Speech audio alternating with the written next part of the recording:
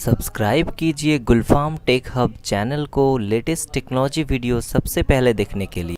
दोस्तों मैं हूं गुलफाम, आप लोग देख रहे हैं जी टेक। आज मैं आप लोगों को दिखाऊंगा कि एक डेस्कटॉप में हार्ड ड्राइव को कैसे चेंज करते हैं।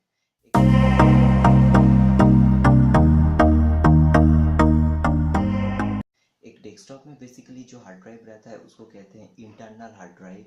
ये एक इंटरनल हार्ड ड्राइव है जिसका पोर्ट का नाम जो है वो है साटा। आप लोग देख सकते हैं, इसको कहते हैं साटा पोर्ट। और ये जो है पावर कनेक्टर है। तो मार्केट में बहुत सारा हार्ड ड्राइव आता है और आप लोग, मेरे ख्याल से मैं दो ही रिकमेंड करूँगा कि वेस्टर्न डिजिटल और सी गेट। ये दो जो हार्ड ड्राइव है वो बहुत ही बढ़िया है, मुझे बहुत खास करके अच्छा लगता है। तो ये आप लोग खरीद सकते हैं, इसको यूज़ कर सकते हैं, ये बहुत बढ़िया है। इसका रिप्लेसमेंट भी बहुत बढ़िया होता है। हाल ही में मैंने एक वेस्टर्न डिजिटल का रिप्लेसमेंट करा था, जो मेरा होम से ही उसको डिलीवर भी मतलब किया वो लोग, और यहाँ मेरा होम से ही उसको पिकअप भी किया। तो ये बहुत, इसका रिप्लेसमेंट बहुत बढ़िया होता है। तो आज के वीडियो आप लोग देखेंगे तो आपको कोई इंजीनियर को बुलाना नहीं पड़ेगा। आप लोग खुद से एक हार्ड ड्राइव रिप्लेसमेंट कर सकते हैं। अगर आपका कंप्यूटर थोड़ा पुराना हो या फिर उसका हार्ड ड्राइव ख़राब हो गया हो तो आप लोग उसको अपग्रेड भी कर सकते हैं और खुद से उसको चेंज भी कर सकते हैं। लेकिन चेंज करने के बाद जो है ओएस इंस्टॉल करना होता है, वो ओएस इंस्टॉल करना इस वीडियो में मैं नहीं दिखाऊंगा, नहीं तो वीडियो बहुत लॉन्ग चला जाएगा। तो उस वीडियो, आपको ओएस इंस्टॉल का वीडियो देखने के लिए मेरा चैनल को सब्सक्राइब कीजिए। वो अगला वीडियो जो है मेरा चैनल का, मैं ओएस इंस्टॉलेशन का वीडियो मैं दे दूंगा अगला वीडियो में। तो अगर ये वीडियो आप लोगों को यूज़फुल लगे तो प्लीज़ मेरे चैनल को सब्सक्राइब कीजिए, क्योंकि मैं इस तरह का वीडियो आप लोगों के लिए रोज़ाना लाता रहता हूँ। Please subscribe my channel.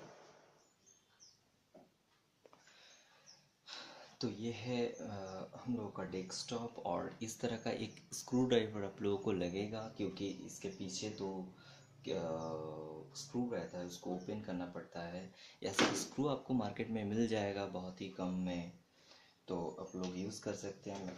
मैंने स्क्रू दोनों खुला हुआ है, तो मैं ये इसको ओपन कर लेता हूँ। अगर आप लोग का एसएमपीएस और कैबिनेट का जो फ़ैन रहता है, अगर वो फ़ैन इस तरह का कनेक्टर से कनेक्ट किया हुआ रहेगा, तो इसको कहते हैं एक्चुअली मोलेक्स, इसको कहते हैं फोर मोलेक्स। तो ये मोलेक्स को पहले यहाँ से खोलना पड़ता है। तो ये हो गया आपका, ये डिस्कनेक्ट हो गया। तो इसको साइड में रख के यहाँ पे ध्यान दीजिए थोड़ा। इसको कहते हैं हार्ड ड्राइव, ये है हार्ड ड्राइव। और ये जो है ये मेरा वीडियो ग्राफिक्स कार्ड है। इसमें ये लगाएंगे तो गेम बहुत अच्छा खेल सकते हैं, इसमें वीडियो ग्राफिक्स बहुत अच्छा आता है। तो ये एक अलग पार्ट हो गया, ये बाद में आप लोगों को दिखाऊंगा। तो ये इसको कहते हैं हार्ड ड्राइव, मैंने इसको ही आज चेंज करना है। तो चलिए आइए देखते हैं।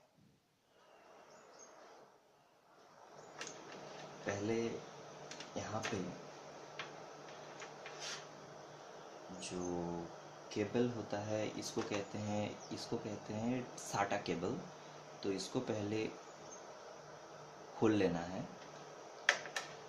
और ये जो है ये है पावर कनेक्टर, इसको भी ऐसे जस्ट पुश करने से वो खुल जाता है। तो इसको ऐसे कर सकते हैं। फिर यहाँ पे दो स्क्रू रहता है, ये दोनों को ओपन करके आपको इसको बाहर निकाल लेना है।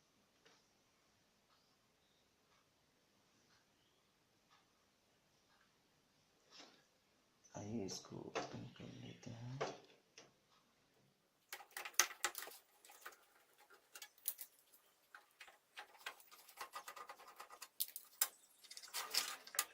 ये मेरा हार्ड ड्राइव आ गया, जो कि ऑलरेडी ख़राब हो चुका है। तो आज इसको मैं रिप्लेस करने वाला हूँ। ये मेरा पुराना हो गया। अब ये मेरा नया हार्ड ड्राइव है जो कि वेस्टर्न डिजिटल का है। तो इसको मैं आज इंस्टॉल करूँगा। तो इसको जस्ट यहाँ पे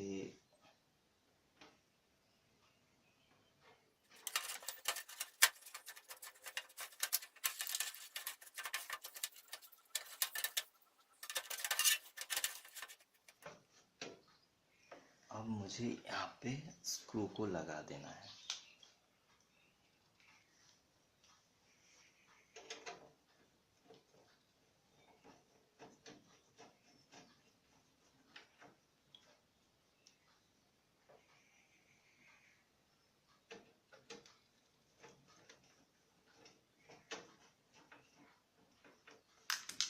अब जो ये डेटा केबल है इसको फिर से लगा देना है, और ये जो पावर केबल है इसको भी लगा देना है।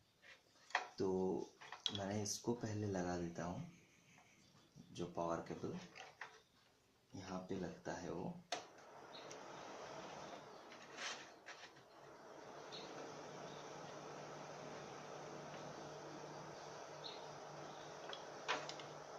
और ये है साटा केबल जो कि थोड़ा छोटा है। आप लोग देख सकते हैं कि वहाँ पे बहुत ही इजी तरीके से एक ऑप्शन दिया हुआ रहेगा पावर केबल और साटा केबल लगाने में।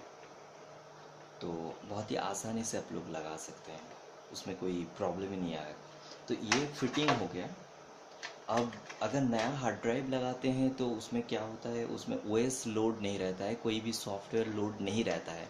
तो उसके लिए आपको मेरा अगला वीडियो देखना पड़ेगा क्योंकि मैं उसमें ओएस इंस्टॉल कैसे करते हैं वो दिखा चुका हूँ।